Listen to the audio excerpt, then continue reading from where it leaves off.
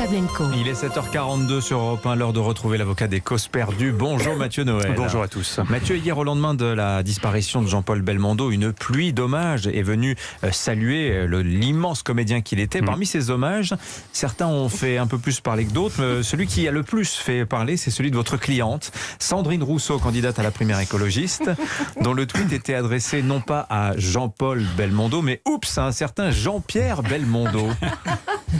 Voilà, vous êtes content de vous? Bien. Factuel, hein? Bien.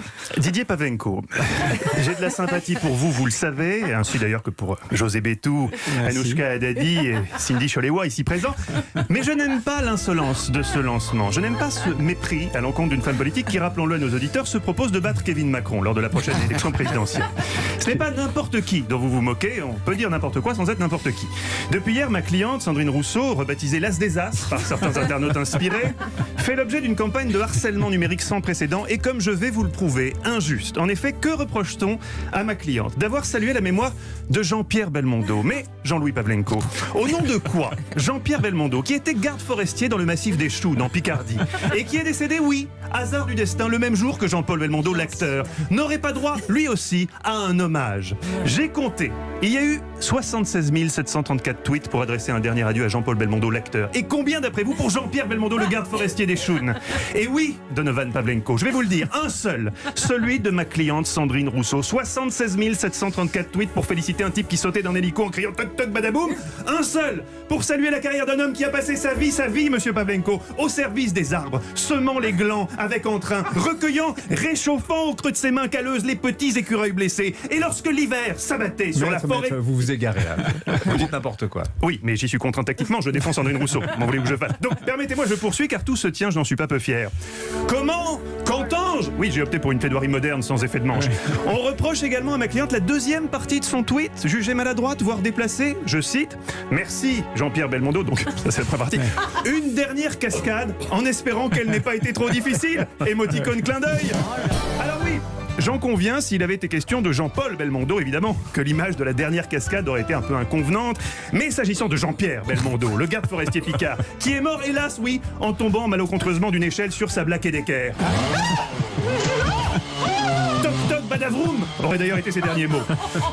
La formulation de ma cliente alors est parfaitement légitime. Fin d'une polémique qui aurait dû se heurter immédiatement à l'un des principes fondamentaux de notre droit, principe cher à M. Bétou au moment de rédiger sa déclaration de revenus, le droit à l'erreur. On a tous le droit de se tromper, M. Bétou d'un petit zéro dans sa déclaration, Nathalie Rousseau d'un petit Pierre dans son tweet. L'erreur, c'est humain, et je peux vous dire de ce côté-là que Nathalie Rousseau est quelqu'un de très humain. Alors, pardonnons, et aussi, ne feignons pas la surprise. Depuis Carole, on savait tous que les Rousseau ne descendaient pas de Jean-Jacques. Faisons preuve, je vous laisse le temps, faisons preuve d'indulgence envers Sandrine la prochaine fois que vous serez tenté de retweeter son malencontreux message sur Jean-Pierre Belmondo en ajoutant un commentaire du type « Heureusement, il nous reste Sylvain Delon ». Posez-vous la question. Posez-vous la question. Suis-je moi-même imperméable à l'erreur? La réponse est non. Heureusement pour ma cliente, le temps, on le sait, efface tout.